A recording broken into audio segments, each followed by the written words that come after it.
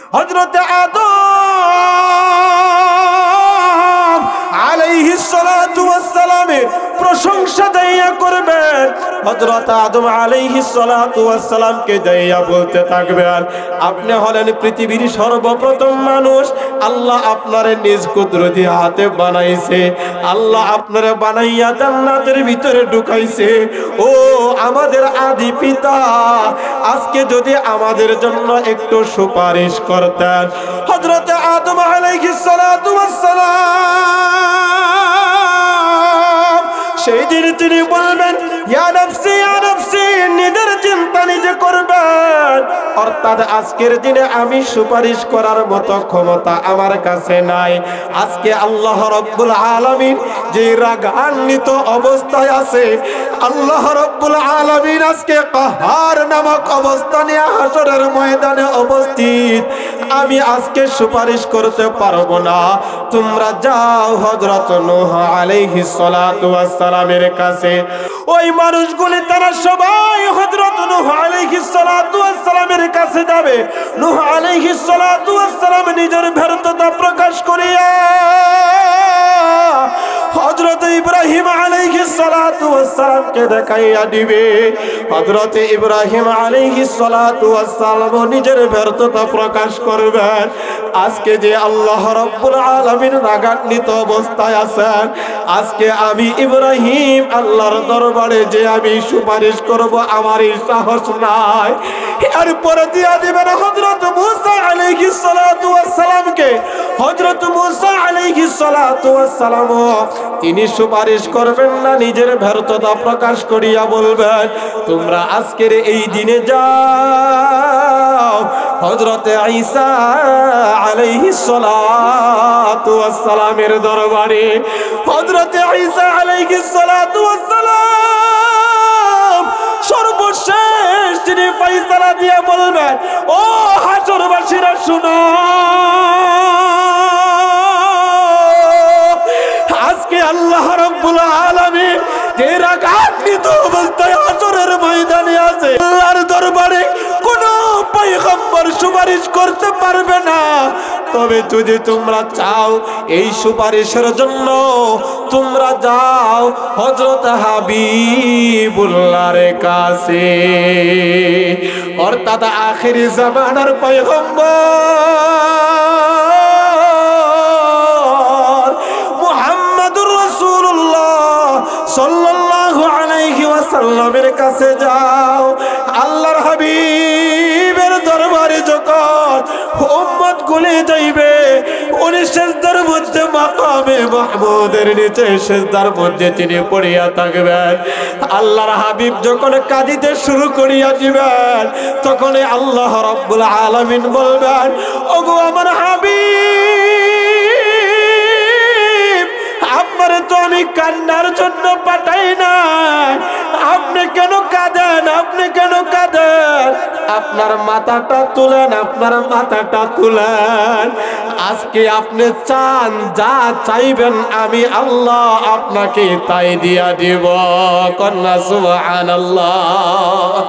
মনে বড় আশা ছিল যাব মদিনায়, মনে বড় আশা ছিল যাব মদিনায়। সালাম আমি করব গিয়ে, সালাম আমি করব গিয়ে নবীর রওজায়,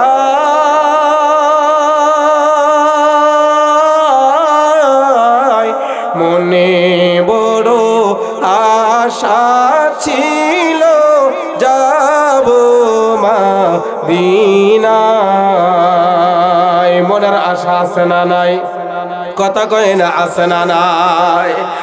আরব সাগর পারি দেব, নেই কো আমার তরি,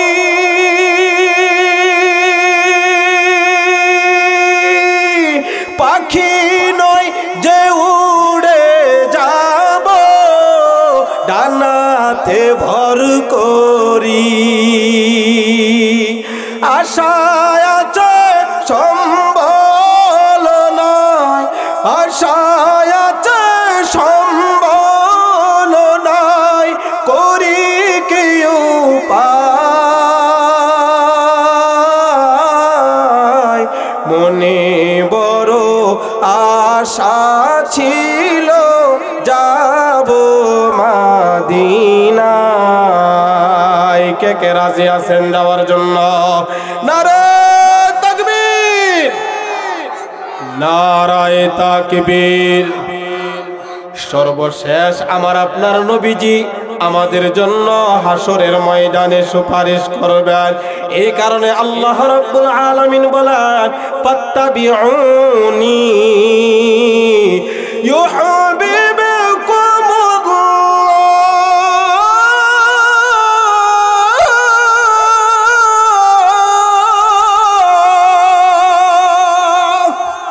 আল্লাহ বলেন, ও দুনিয়ার মানুষেরা, তোমরা আমার নবীর আনুগত্য করো, অনুসরণ করো, অনুকরণ করো। যদি তোমরা নবীজির আদর্শ গ্রহণ করতে পারো, তাহলে তোমরা এক নাম্বার আমি আল্লাহ তোমাদেরকে ভালোবাসবো। চিল্লা বলেন সুবহানাল্লাহ। তাহলে এই হুমায়ুনপুর, গুসাইপুর, হাজীবাড়ি যুব সমাজ যারা এই মাহফিলের আয়োজন করছেন, এই যুবকদের জন্য আজকের আলোচনার সর্বপ্রথম মেসেজ হলো, জীবন চালাইব নেতা হিসাবে মানব, আদর্শ হিসাবে মানব বিশ্বনবী মুহাম্মদুর রাসূলুল্লাহ সাল্লাল্লাহু আলাইহি ওয়াসাল্লামকে। রাজি আছেন? কথা কয় না? রাজি আছেন ইনশাআল্লাহ? এটাই হবে আপনাদের সফলতা, এটাই হবে আপনাদের সফলতা। আল্লাহ রাব্বুল আলামিন বলেন ফাত্তাবিউনি ইউহিব্বুকুমুল্লাহ। নবীজির অনুসরণ আর অনুকরণ করো, রাসূলের ভালোবাসা অন্তরের ভিতরে ঢুকাও। অন্য আমল যদি পৃথিবীর বুকে একটু কম হয়, আর রাসূলের আনুগত্য অনুসরণের কারণে আল্লাহ রাসূল সাল্লাল্লাহু আলাইহি ওয়াসাল্লাম বলেন হাসরের ময়দানে রাসূলের সাথে থাকার ব্যবস্থা হবে। বলেন সুবহানাল্লাহ। বলবেন হুজুর দলিল কি? দলিল কি? ক্বালা রাসূলুল্লাহ সাল্লাল্লাহু আলাইহি ওয়াসাল্লাম, আল্লাহ রাসূল সাল্লাল্লাহু আলাইহি ওয়াসাল্লাম বর্ণনা করেন, উনার কাছে একজন সাহাবী আসলেন, আসিয়া জিজ্ঞাসা করে মাতা সাআতু ইয়া রাসূলুল্লাহ, ওগো আল্লাহর হাবিব, আপনি কিয়ামতের কথা বলেন, কিয়ামতটা কোন দিন হবে, কখন হবে, একটু বলিয়া দেন। আল্লাহর হাবিব বলেন ক্বালা মা আ'আদাতা লাহা, তুমি কিয়ামতের জন্য কি প্রস্তুতিটা গ্রহণ করেছো? তুমি যে কিয়ামতের কথা আমাদের কাছ থেকে তুমি জানতে চাও, আমার কাছ থেকে, এই কিয়ামতের জন্য তুমি কি প্রস্তুতি গ্রহণ করেছো? ওই ব্যক্তি ডাক দিয়ে বলে ক্বালা মা আ'আদাতু লাহা মিন কাসীরি সালাতিন ওয়ালা সাওমিন ওয়ালা সাদাকাতিন। ওগো আল্লাহর হাবিব, আমি বেশি পরিমাণে নামাজ পড়তে পারি নাই, আমি বেশি পরিমাণে রোজা রাখতে পারি নাই, আমি বেশি পরিমাণে দান সদকা করতে পারি নাই। অর্থাৎ বেশি পরিমাণে বুঝাইতে যাইয়া বললেন আমি বেশি পরিমাণে আমি নফল নামাজ পড়তে পারি নাই, আমি বেশি পরিমাণে নফল রোজা রাখতে পারি নাই, আমি বেশি পরিমাণে দান সদকা করতে পারি নাই। তবে আমার দিলের ভিতরে, আমার ভিতরে একজন দুইজন লোকের ভালোবাসা সবচেয়ে বেশি আছে। চিল্লা বলেন সুবহানাল্লাহ। আয় ওই ব্যক্তি ডাক দিয়ে বলে ওগো আল্লাহর হাবিব, বেশি পরিমাণে নামাজ না পড়তে পারলো, বেশি পরিমাণে রোজা না রাখতে পারলো, বেশি পরিমাণে নফল দান সদকা করতে না পারলেও ওয়ালাকিন্নী উহিব্বুল্লাহ ওয়া রাসূলাহ। চিল্লা বলেন আল্লাহু আকবার। আমার দিলের ভিতরে এক নম্বরে হলো আল্লাহর ভালোবাসা, দুই নাম্বার হলো ওগো নবীজি আপনার ভালোবাসা আমার দিলের ভিতরে সবচেয়ে বেশি রাখছি। আল্লাহর নবীজি শুনিয়া এত খুশি হইলেন, খুশি হইয়া আল্লাহর নবীজি বলেন ওয়ালা আনতা মা মান আহবাবতা, ও আমার সাহাবী শুনো, তোমার দিলের ভিতরে তোমার বডির ভিতরে যার ভালোবাসা তুমি সবচেয়ে বেশি রাখছো, হাসরের ময়দানে ওই ব্যক্তির সাথে তোমার হাসর নাসর হবে। তাহলে নবীজির সাথে হাসর নাসর যদি আমরা পেতে চাই, রাসূলের সাথে যদি হাউজে কাউসারের পানি যদি আমরা পেতে চাই, ও আমার ভাই, তাহলে রাসূলের আদর্শ মানা দরকার আছে না নাই? কথা কয় না, আছে না নাই? এই কারণে আমি আপনাদের সামনে সর্বশেষ যে তেলাওয়াতটা করেছিলাম, সর্বশেষ তেলাওয়াত করেছিলাম সূরা কাউসার। এই কাউসারের যে প্রথম আয়াত ইন্না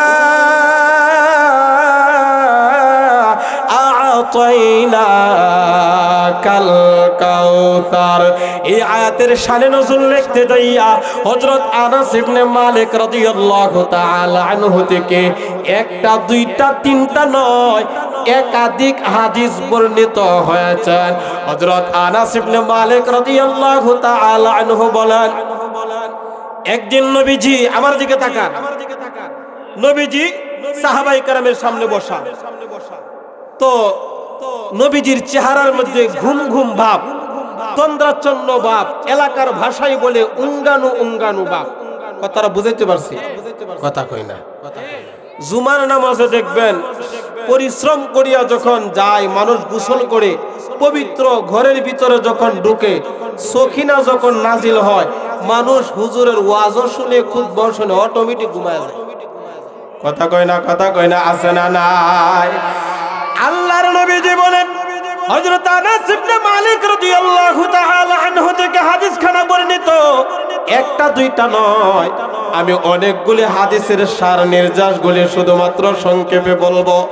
আল্লাহর নবীজি সামনে বসা, সাহাবায়ে কেরাম নবীজির সামনে বসা, এমন সময় নবীজির চেহারার মধ্যে ঘুম ঘুম ভাব দেখা যায়, তন্দ্রাচ্ছন্ন ভাব দেখা যায়, উঙ্গানু উঙ্গানু ভাব দেখা যায়। হঠাৎ করে আল্লাহর নবীজি মাথাটা তুলিয়া কথা বলিয়া একটা মুস্কি হাসি মারছেন। বলেন সুবহানাল্লাহ। নবীজি হাসি দিছে, খুশির সংবাদ না দুঃখের সংবাদ? কথা কয় না, খুশি খুশি। নবীজি যেই মাত্র মাথাটা তুইলা একটা মুস্কি হাসি দিছে, সাহাবায়ে কেরাম তো নবীজির দিকে খুব সুন্দরভাবে নেকের দৃষ্টিতে তাকাইতেন, কারণ নবীর চেহারার দিকে তাকাইলে নেকি হইতো। কন্যা সুবহানাল্লাহ। 3 দিন 4 দিন 5 দিন 1 সপ্তাহ না খায়া রইছে এই সাহাবায়ে কেরাম। ক্ষুধার যন্ত্রণা যখন সহ্য করতে পারতো না, তখন তারা খুঁজতো নবীজি কোথায় আছে, এই নবীজির দরবারে যাইতো, নবীজির চেহারার দিকে তাকাইলে 1 সপ্তাহের ক্ষুধা যে পেটে ছিল এটা নিবারণ হয়ে যাইত। আর একটু জোরে কন্যা সুবহানাল্লাহ। শুধুই নবীর ওসিলাতে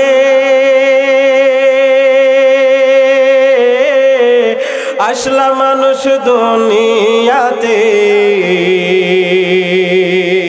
তিনি না হইলে আজি আসতো কি কেউ ভুবনে, নবী বিনে কে তরাবে ফুল সিরাত মিজানে, নবী বিনে কে তরাবে ফুল সিরাত মিজানে। কথা বলেন ঠিক কিনা? ও গো নবীর উম্মতেরা,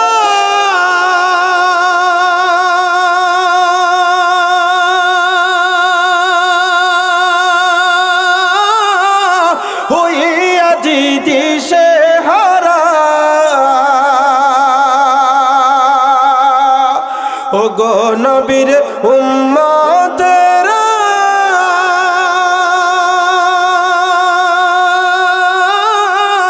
হইয়া দিশে হারা। কুরআন হাদিস ছেড়ে চলো যখন যাহা চাই মনে, কুরআন হাদিসে ছেড়ে চলো যখন যাহা চাই মনে নবী বিনে কে তোরাবে ফুল সিরাত মিজানে নবী বিনে কে তোরাবে ফুল সিরাত মিজানে চিল্লায়া বলেন ঠিক কিনা খোদার জ্বালায় নবীজি মোর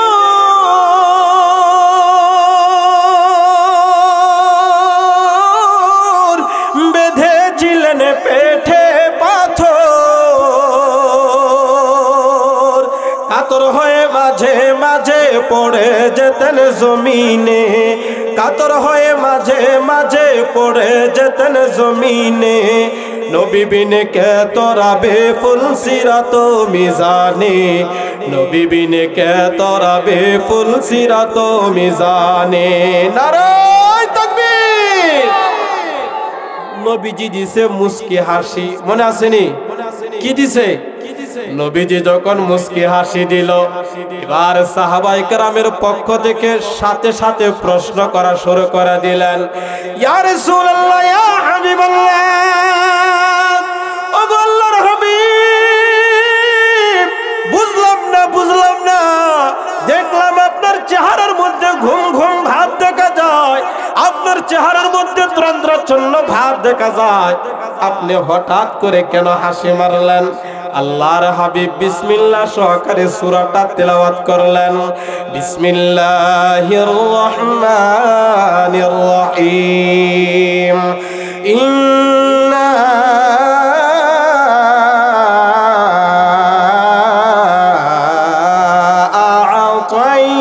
আ'তাইনাকাল কাউসার ফাসাল্লি লিরাব্বিকা ওয়ানহার ইন্না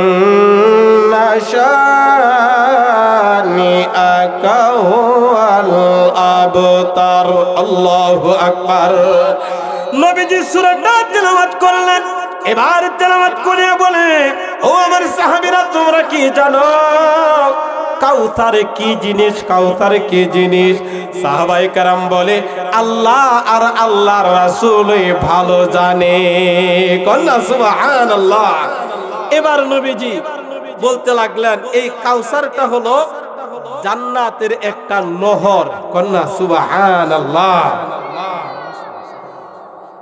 তো নামাজের সময় হয়ে গেছে আমিও তাড়াহুড়া করতেছি কেমনে শেষ করা যায় বাকি আলোচনাটা নামাজের পরে 15-20 মিনিট একটু সময় দিতে পারবেন না ইনশাআল্লাহ কথা কয় না রাজি আছেন না ইনশাআল্লাহ এখন আজান হবে ইনশাআল্লাহ এই কাউসার যে কি জিনিস নবীজি এই সম্পর্কে কি বলছে আর এই হাউজে কাউসারের পানি কারা পান করতে পারবে এটা হলো আপনাদের আজকের জানার বিষয় ইনশাআল্লাহ সম্মানিত উপস্থিতি আমাদের জামাত এখানে হবে মুক্তবে হবে যাদের রোজা আছে তারা এখানে থাকি অথবা উজু করে এখানে আসি আর যারা বাড়ি মসজিদের মুক্তবে চলে যায় আমরা নামাজের পরই সকলে বসে নেব হুজুরের অসম্পূর্ণ বক্তব্যটাকে আমরা সকলে বিসমিল্লাহির রহমানির রহিম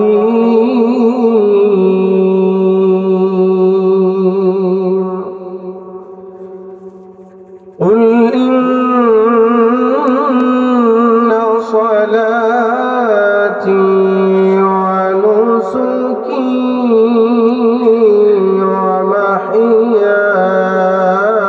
ومحياي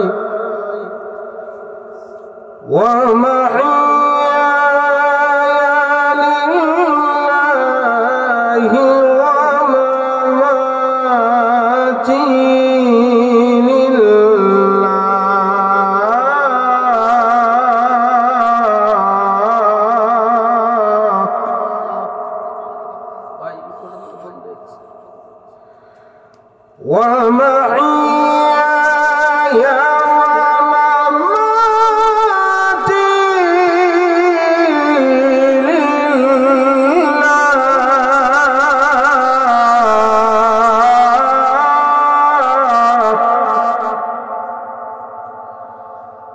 ومماتي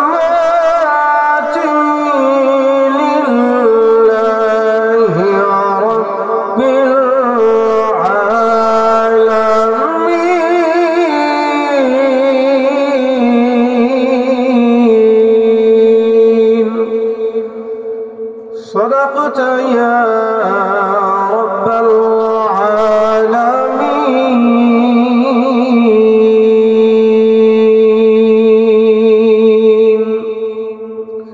আলহামদুলিল্লাহ। যে বিষয়টা আলোচনা চলতেছিল, রাসূলে মুস্কি হাসি দিছিল, মনে আছে নি? কথা কয় না, মনে আছে নি? রাসূলে মুস্কি হাসি দিছিল, সাহাবায়ে কেরাম তো বসা।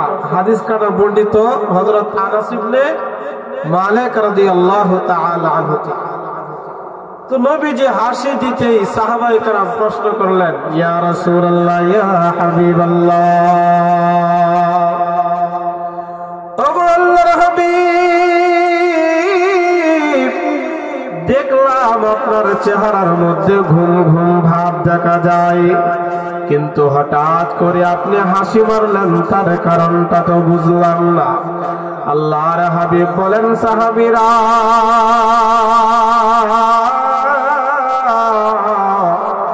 এই মুহূর্তে আল্লাহ তাআলা আমার নিকট একটা সূরা নাযিল করিয়া দিছে। আল্লাহর নবী সূরা কাউসারটা তেলাওয়াত করলেন। এবার সূরা কাউসার তেলাওয়াত করে সাহাবীদেরকে প্রশ্ন করলেন, ইন্না আ'তাইনাকাল কাউসার। ও আমার সাহাবীরা, তোমরা কি জানো কাউসার কি জিনিস? সাহাবায়ে কেরাম বলে, ইয়া রাসূলুল্লাহ, ইয়া হাবিবাল্লাহ, আল্লাহ আর আল্লাহ রাসূল জানে কাউসার কি জিনিস। এবার নবীজি বর্ণনা দিতে লাগলেন, সাহাবীরা রে, এই হাউজে কাউসারটা আল্লাহ রাব্বুল আলামিন জান্নাতের ভিতরে আমারে দান করেছেন। এই হাউজে কাউসারটা আবার হাশরের ময়দানেও আমাকে দান করা হবে। ও আমার সাহাবীরা, শুনো, এই হাশরের কঠিন ময়দান যখন হয়ে যাবে, মানুষগুলো যেন পানির জন্য আত্মচিৎকার করতে থাকবে।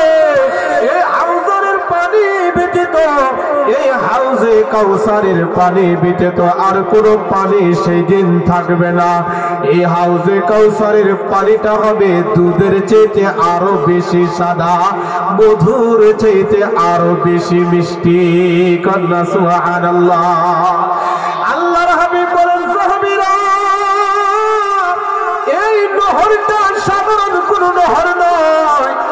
আপনাদের এলাকায় নদী আছে, নদীর নিচে মাটি আছে না নাই? কথা কয় না, আছে না নাই? আর হাউজে কাউসারের যেই নদীটা হবে, নহরটা হবে, এই নহরের নিচের মাটিটা হবে মেশকে আম্বরে। আল্লাহর হাবিব বলেন, তার দুই কিনারার মধ্যে এতগুলি পেয়ালা থাকবে, যে পেয়ালার দ্বারা পানিগুলি পান করবে, আকাশের তারকা যেরকম ভাবে গণনা করিয়া শেষ করা যায় না, এই পেয়ালা গুলিও গণনা করিয়া শেষ করা যাবে না। এবার আল্লাহর হাবিব বলেন, সাহাবীরা,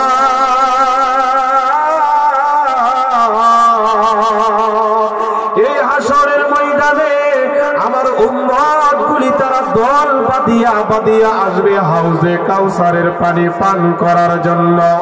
আরবের বুকে যেরকম ভাবে উটের পাল গুলি তারা একসাথে হইয়া তারা হাউজ থেকে পানিগুলি পান করার জন্য আসে, আমার উম্মত গুলিও দল বাঁধিয়া বাঁধিয়া এই হাউজে কাউসারের পানি পান করার জন্য আসবে। এক পেয়ালা পানি আমার যেই বান্দা আর বান্দে পান করবে, জান্নাতে ঢোকার আগ পর্যন্ত আর পানির পিপাসা লাগবে না। আর একটু জোরে কন্যা সুবহানাল্লাহ। আল্লাহর হাবিব বলেন, আমার সাহাবীরা শুনো, আমি পয়গম্বর তাকাইয়া তাকাইয়া দেখব আমার উম্মত গুলি সেই হাউজ থেকে পানিগুলি পান করবে, কিন্তু একটা দল যখন আসবে তখন ওই দল আর হাউজে কাউসারের মধ্যস্থলে একটা পর্দা পড়িয়া যাবে, তাদেরকে হাউজে কাউসারের পানি দেওয়া হবে না। তখন আমি বলবো, আল্লাহ,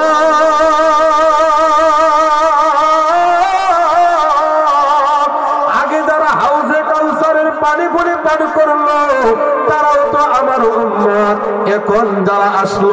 তারাও তো আমার উম্মত, কিন্তু এখন পর্দা পড়ে গেল, বুঝলাম না।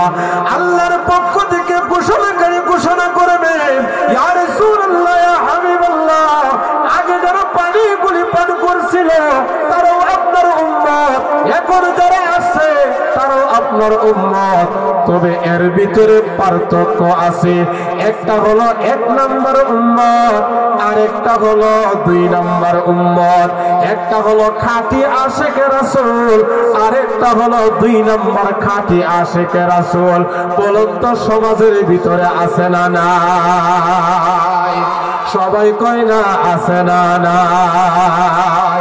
অর্থাৎ জবানে জবানে কিছু আশিকে রাসূল আছে, কাজে করবে তাদের মধ্যে রাসূলের সুন্নাত পাওয়া যায় না, কিন্তু জবানে জবানের ভিতরে একদম খাঁটি পাক্কা আশিকে রাসূল দাবি করে। সেই দিন বলা হবে, ওগো নবীজি, আপনি যখন দুনিয়ার বুকে ছিলেন না, আপনার ইন্তেকালের পর এই উম্মতগুলি আপনার অনুসরণ অনুকরণ করে নাই, আপনার সুন্নতের পাবন্দি করে নাই, আপনার আদর্শ মতো তারা জীবনটারে চালাই নাই। এই কারণে আজকে আর তাদেরকে হাউজে কাউসারের পানি দেওয়া হবে না। আল্লাহর হাবিব যখন বলবেন, দূর হও, দূর হও, দূর হও, আজকে তোমাদেরকে পানি দেওয়া হবে না, আজকে তোমরা হাউজে কাউসারের পানি পান করতে পারবা না। অর্থাৎ হাসরের ময়দানে হাউজে কাউসারের পানি আমাদের দরকার আছে না নাই? নারায়ে তাকবীর, নারায়ে তাকবীর। রাসূলের মুবারকে জানাই লাখো সালাম, রাসূলের রওজা মুবারকে জানাই লাখো সালাম। বাংলার প্রান্ত হতে রাসূল তোমায় দিল সপেলাম, বাংলার প্রান্ত হতে রাসূল তোমায় দিল সপেলাম। রাসূলের রওজা মুবারকে জানাই লাখো সালাম, রাসূলের রওজা মুবারকে জানাই লাখো সালাম। কথা বলেন ঠিক কিনা? অতএব এই আয়াত থেকে বোঝা গেল হাউজে কাউসারের পানি পান করা যাবে রাসূলের সুন্নত যদি মানতে পারে। কথা বলেন ঠিক কিনা? তাহলে আমার যে আলোচনার বিষয়টা, ওই হাসরের ময়দানে, ওই যে হাসরের ময়দানে সুপারিশ করবে কয় শ্রেণীর মানুষ? কথা কয় না, কয় শ্রেণী? 3 শ্রেণীর মানুষের ভিতরে 1 নাম্বার হলেন আল আম্বিয়া, 2 নাম্বার হলেন সুম্মাল উলামা, 3 নাম্বার হলেন সুম্মাশ শুহাদা। তাহলে রাসূলের হাউজে কাউসারের পানি যদি পান করতে হয়, হাসরের ময়দানে যদি সুপারিশ পেতে হয়, তাহলে রাসূলের সুন্নত মানা দরকার আছে না নাই?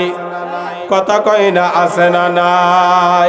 আর আমার তেলাওয়াতকৃত আয়াতের ভিতরে আল্লাহ রাব্বুল আলামিন বলেন, তোমরা যদি আল্লাহকে পেতে চাও, আল্লাহরে যদি তোমরা ভালোবাসো, শুধু ভালোবাসলেই হবে না, আল্লাহর কাছে কবুলিয়ত হতে হবে। আল্লাহর কাছে যদি কোনো বান্দা বান্দি কবুলিয়তের ভালোবাসা বাসতে পারে, আমার আল্লাহ বলেন, তাহলে আল্লাহ ওই বান্দা আর বান্দিরে স্বয়ং ভালোবাসবে। আল্লাহ এই কথাটাই বলেন, ফাত্তাবিউনি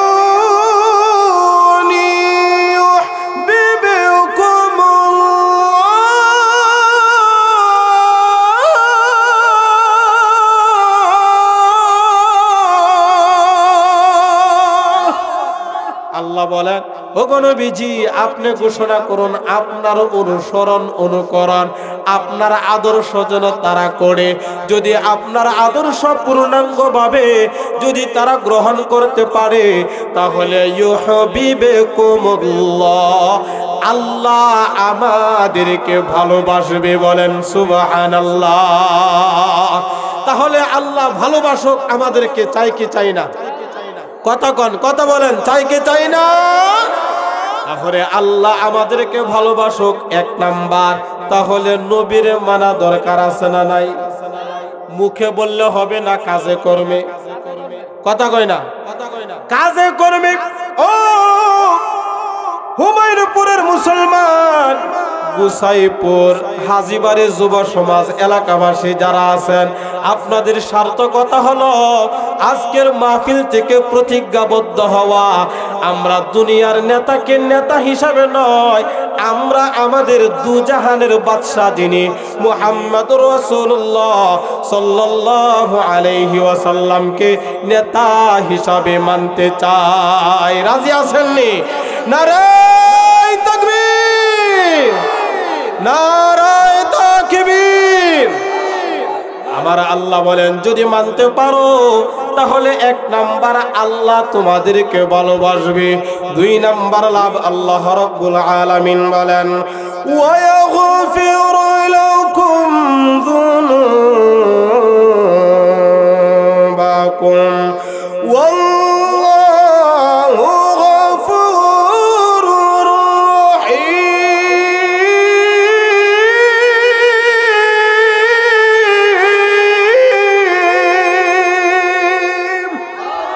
আল্লাহ রাব্বুল আলামিন বলেন দুই নাম্বার পুরস্কার হলো আল্লাহ তোমাদের গুনাহগুলিও মাফ করিয়া দিবে। গুনাহ আমাদের আছে না নাই? পাপ আমাদের আছে না নাই? অপরাধ আমাদের আছে না নাই? তাহলে এই অপরাধ আল্লাহ আমাদের ক্ষমা করিয়া দিন। সবাই বলেন আমিন। এই ক্ষমাটা করতে হলে আদর্শ গ্রহণ করতে হবে কার? কথা কয় না কার? রাসূলের। কার? রাসূলের আদর্শ গ্রহণ করতে হবে। রাসূলের আদর্শ যদি আমরা গ্রহণ করতে পারি, ঘোষণা দিলেন স্বয়ং আল্লাহ, এক নাম্বার আল্লাহ আমাদেরকে ভালোবাসবেন, দুই নাম্বার হলো আল্লাহ আমাদেরকে মাফ করিয়া দিবেন। আল্লাহ বলেন আল্লাহু গফুরুর রহিম। আল্লাহর চেয়ে বড় ক্ষমা করনেওয়ালা আরো কেউ আছে? কথা কয় না আরো কেউ আসেনি? এরপরে আল্লাহ রাব্বুল আলামিন পরের অংশের ভিতরে বলেন কুল আতিউ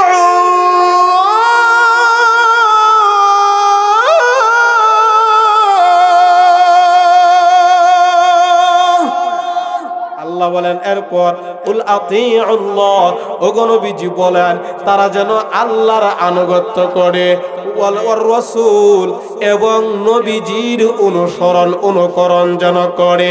তাহলে আল্লাহর আনুগত্য বলতে অর্থাৎ আল্লাহ যেটা হারাম ঘোষণা করেছেন এই হারামটাকে হারাম জানিয়া এটা না করা, আর হালালটাকে হালাল জানিয়া এটারে বাস্তবায়ন করা। কথা বলেন ঠিক কিনা? মা আতাকুমুর রাসূলু ফাখুযুহু ওয়া মা নাহাকুম আনহু ফাতাহু। যেটা নিষেধ করেছেন এটা করব না, যেটা আদেশ করেছেন এটা আমরা করব ইনশাআল্লাহ।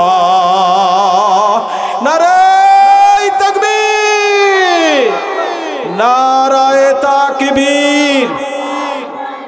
আল্লাহ তাআলা আমাকে এবং আপনাদের সবাইকে এই যে অল্প সময় এশারের আগেও আলোচনা, এখন ছিল 10 মিনিট, আরো সময়টা বাইরে গেছে, কারণ এখন যদি আমি সময় বাড়াই পরবর্তী বক্তা যারা আছে ওনাদের সময় কিন্তু কমে যাবে। কথা কন ঠিক কিনা?